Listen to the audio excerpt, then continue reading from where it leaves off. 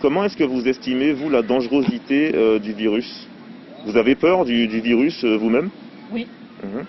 Vous en avez peur pour vos proches aussi? Oui. Les personnes d'un certain âge, etc. Tout le monde. D'accord. Vous respectez toutes les normes sanitaires? Oui. D'accord. Vous pensez que vous allez vous faire vacciner cette année? Ah oui. Vous allez prendre le vaccin? Oui. Ok. Dès qu'il sera disponible Oui. chez vous? Oui. Ok, super. Vous êtes pour un reconfinement en janvier? Pour. Tout dépend des conditions. Enfin, s'il y a plus de malades, effectivement, on est concerné. Et oui, je suis pour le reconfinement. Et pour une vaccination quasi totale de la Massive, population oui. le plus tôt possible? Oui. D'accord. Vous pensez que le gouvernement fait de son mieux pour notre sécurité à tous? Oui. C'est les conséquences économiques du confinement finalement en fait qui vous dérangent ou la dangerosité du virus elle-même? Les deux. Les deux, parce que c'est lié en fait. Tout Et est la lié. seule chose qui pourra nous sauver de ça, c'est le vaccin. Ben, c'est le seul espoir qu'on a actuellement, puisqu'on n'a pas d'autre solution qu'un vaccin. Donc, sinon, c'est la situation économique qui va être gravissime et on ne sait pas où on va, quoi. C'est très. Enfin, voilà, il y a non seulement les malades, mais en plus tous ceux qui vont souffrir de cette crise économique. Et il faut y penser. Il faut penser à cela. Vous avez déjà rencontré des gens qui pensent que le gouvernement est mal intentionné, Non. soit incompétent, soit mal intentionné sur cette question? Il y a eu des erreurs certainement au départ, mais c'est tellement nouveau.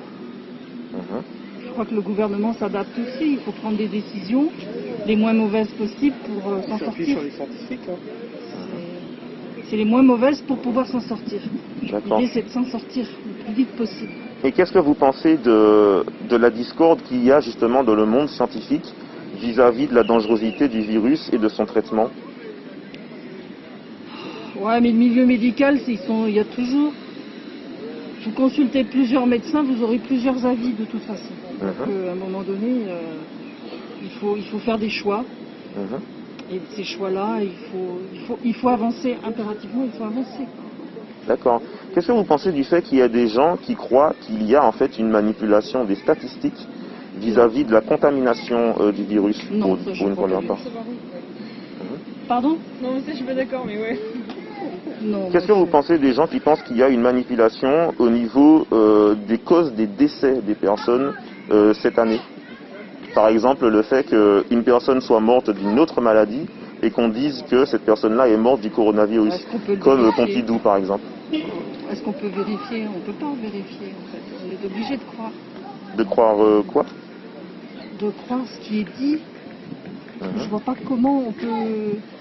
On ne peut pas tout vérifier de toute façon. Donc à un moment donné, il faut espérer... Ah non, pas de manipulation, ça je ne crois pas. Vous croyez en la bonne foi des médias mainstream, des médias officiels? Oui.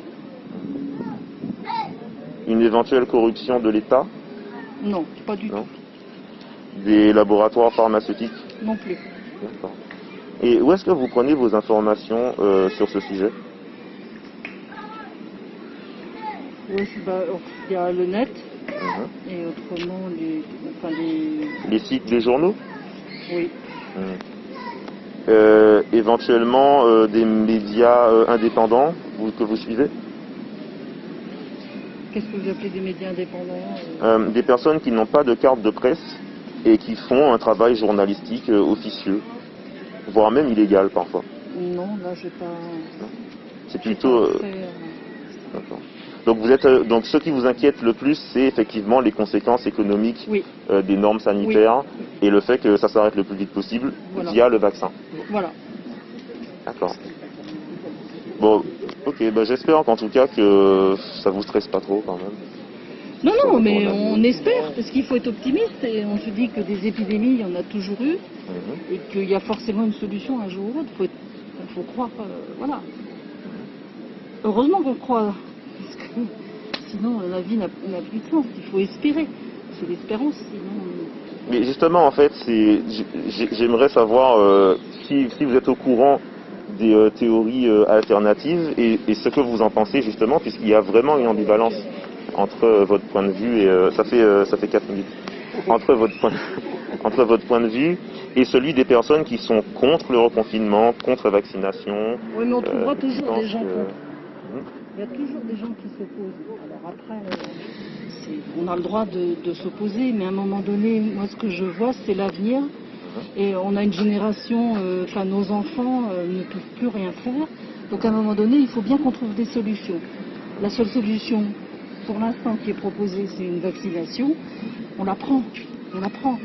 Et face aux conséquences économiques des normes sanitaires et à l'effondrement hypothétique de l'économie du pays, si le président proposait une refonte quasi totale de la société, est-ce que ça vous plairait comme idée? Une refonte totale, un reset? Redémarrer et proposer un nouveau système sociétal? Pourquoi pas? Par exemple Macron, qui Oui. proposerait un nouveau... Non, parce qu'on est... Enfin, je vois pas les choses comme ça. On est dans faut rester dans la même continuité, même s'il y a des erreurs. On peut tous se tromper, mais à un moment donné... Il proposera ce que les dicteurs à la banque. Comment? Il proposera ce que les dicteurs à la banque. Ouais, Macron serait le monde de soumis... la finance aussi, quelque part. Vous pensez que Macron est soumis à la finance? Bien sûr. Mais est-ce que la finance œuvre pour notre bien? Pour le bien des riches. Alors du coup, si Macron est soumis à la finance, est-ce que Macron œuvre pour notre bien ou pour la finance? Parce que pour moi, c'est un peu en opposition. Il œuvre pour la finance, pas pour notre bien. Est-ce que vous pensez que le monde de la finance serait capable de monter un plan qui nous ferait du mal à tous, mais qui serait profitable à quelques-uns? Ça, c'est les théories complotistes. Non, quand même pas. Non, quand même pas. faut pas. Non, parce qu'on est dans un monde capitaliste et on restera. Et le monde d'après sera toujours capitaliste par rapport au monde d'avant. Ça, c'est certain. Capitaliste... Ce sera pas un redémarrage, ce sera une continuité. Mais ok. Mais au final, étant donné que le capitalisme vise une croissance infinie et qu'on est dans un monde avec des ressources finies, vous ne pensez pas que le capitalisme est voué à l'effondrement? Il y aura sûrement ses limites, effectivement. Et vous n'avez pas le sentiment que ces limites sont déjà atteintes? Pas encore. Pas encore, on peut pousser encore un petit peu plus loin. Ouais, mais on arrivera à des limites, effectivement. Ça va se manifester nos comment? Nos enfants verront peut-être ces limites, effectivement. Comment? Nos enfants verront peut-être ces limites. Et ça va se manifester comment pour vous? Ça fait 7 minutes. On arrête quand vous voulez. Vous pensez que ça va se manifester comment, justement, ces limites du monde du modèle capitaliste? Les famines? Je pense que la place de l'écologie prendra la place du capitalisme. Mais on n'y est pas. On irait très loin. On espère, ouais. Mais déjà, on voit les comportements. Enfin, je dirais, on est un peu plus. On fait attention à l'eau. Par rapport à nos parents déjà. Enfin, tout ce qui est ordures ménagères. Enfin, le côté très pratique du quotidien, le tri sélectif. On fait quand même beaucoup plus attention que nos parents. Oui. Ça, c'est évident. Les sacs plastiques, maintenant, il n'y en a plus ou très peu.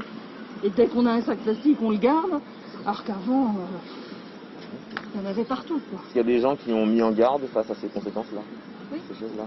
Et est-ce que pour vous, en fait, les mauvais côtés, on va dire, les conséquences du capitalisme et de l'absence d'écologie, est-ce que pour vous, en fait, ce sont les situations et les populations aisées qui les ressentiront en premier ou les populations les plus pauvres? Moi, je pense que c'est toujours les plus pauvres qui payent très cher. Ah oui. Dans toutes les situations. Sanitaire aussi? Mais bien sûr. De toute façon, pendant Malheureusement. cette crise, les riches se font enrichir. Mais bien sûr. Mais non, mais c'est toujours les pauvres qui payent très cher de tout. Et le Covid, ça va être cette couche sociale qui va souffrir le plus. c'est eux qui vont souffrir. C'est ça qui- C'est ça, le plus terrible, c'est ça. Vous avez perdu des proches Non, heureusement pour nous. vous avez, ok. Vous avez des gens dans votre entourage proche ou lointain qui sont morts du coronavirus? Non, parce qu'on est dans une région où il y en a très très peu. Alors, nous, on est en Dans l'ouest. Bretagne. En Bretagne? Ouais, donc on C'est est quand même... pas très touché? Non, Non, très, très peu. moins touché que la région Ah, ok. parisienne et l'est Ouais. de la France. Ok. Mais la densité de population n'est pas la même non plus. Forcément, on a un climat plus doux, on est moins nombreux, donc forcément, on est un peu plus protégé. Ah, vous êtes breton, vous êtes de passage? Oui, oui, oui. Les Bretons, oui. Ouais. Vous repartez bientôt? Le 30. Le 30, le 30 décembre, ok. Ouais, Oui. ouais. D'accord. Et c'est confiné là-bas? Ça se passe comment en fait là-bas? Alors là, Pas c'est un encore couvre-feu, Couvre-feu, ok. donc à partir de 20h, Ok. et donc plus de bars, plus de restaurants. Voilà. Et vous Vie connaissez des sociale, gens plus qui de ont cinéma. vous connaissez des gens qui sont dans ces corps de métier-là et qui du coup pâtissent Ah oui, oui. des conséquences Ah, mais économiques. Ah oui, oui, tout à fait. oui, oui, oui, et qui crient au secours. Oui. Ben, on connaît une boîte de nuit Et qui a veulent le arrêté. vaccin du coup. Bah, qui veulent que ça se termine. Ils veulent que donc, ça se termine. voilà, ouais. C'est surtout ça. Il faut absolument que ça se termine. Parce que ça va être non seulement on va avoir une épidémie, mais après une crise économique. Et là, c'est... Vous connaissez la dengue? Oui, Oui, c'est une maladie. Une maladie assez plutôt tropicale. tropicale, Oui. ouais. Avec Est-ce le que vous savez que la dengue a fait énormément plus de morts en Martinique cette année que le coronavirus? Ouais, Oui. On en parle pas. ouais, c'est- Bon, en même temps, les accidents de la route, les accidents cardiovasculaires, Oui, oui, le oui. cancer, la cancer, cigarette, ouais. l'alcool font plus de Beaucoup morts mal. chacun Ouais, que tout à le fait, coronavirus. tout à fait, ouais. Pourtant, c'est assez bizarre en fait qu'il n'y ait pas de mesures qui soient prises contre ces meurtriers en fait. Et du coup, c'est un peu pour ça que il y a des gens qui doutent en fait Ah oui, vous voyez, qui doutent en fait de la validité des normes ouais, sanitaires. d'accord. Donc c'est effectivement des avis qui s'opposent et qui divergent. Oui, mais c'est mondial quand même. Donc, quelque part, on serait les seuls à douter. Mais là, c'est quand même une crise mondiale. Mhm. Tous les pays sont touchés quand même. Et tous les pays ne confinent pas. Non. Et chez nous, c'est très dur. Très, très dur. La France est plus touchée que les autres. Ah ben, la France est très touchée, ouais. effectivement, hein. Même par rapport à l'Allemagne, vraiment beaucoup plus touchée. Hein. Ouais. Et le confinement est très difficile. Ça, on a vraiment l'impression d'être sacrifié quand même, quelque part. Alors finalement, pourquoi ne pas opter pour une autre solution, masque, gel hydroalcoolique, distanciation sociale, mais pas le confinement, pour que les gens puissent continuer de travailler? Parce que ça n'a pas suffi. Ben, c'est ce qu'on a essayé, ça n'a pas suffi. C'est ça le problème. C'est Et ce qu'on a vous- eu au mois de septembre. Et vous pensez que les conséquences économiques, humaines, psychologiques du confinement ne sont toujours pas assez graves pour qu'on renonce au confinement? Vous pensez que le virus est plus grave que les conséquences du confinement? Puisque finalement, si on Ouais, c'est déconfine, difficile il y aura de- plus de virus, Ouais. mais il n'y aura pas les conséquences du confinement. Oui, oui, Vous ouais. pensez que le confinement est toujours rentable? Ça sauve des vies. On a du mal à l'évaluer. Hein. Pas facile, hein. C'est pas C'est facile d'évaluer. Ah, dans le Pas doute, facile, du coup. ouais, C'est pas non, évalué. c'est- Ok. Pour nous, on espère on espère 2021, voilà, que ça se termine et qu'on reprenne une vie normale. On espère tous. Qu'il y ait le moins possible de personnes touchées. D'accord. De toute façon, nos C'est juste dirigeants ça. prennent généralement les mesures les plus sécurisantes parce qu'ils n'ont pas envie d'avoir un procès une Mhm. fois que le virus sera parti. C'est ce qui Mais Ils se protègent aussi. les menace. Mais du coup, ils n'auront aucun risque puisqu'ils ont fait voter une loi qui fait qu'ils n'auront aucun compte à rendre une fois la crise du Oui, oui, coronavirus, tout à fait, coronavirus tout à fait. passée. Ah, bon, les politiques, ils se protègent toujours. Hein. Ouais. Ça a toujours été, et voilà. Ouais. C'est le monde politique qui veut ça. Ouais.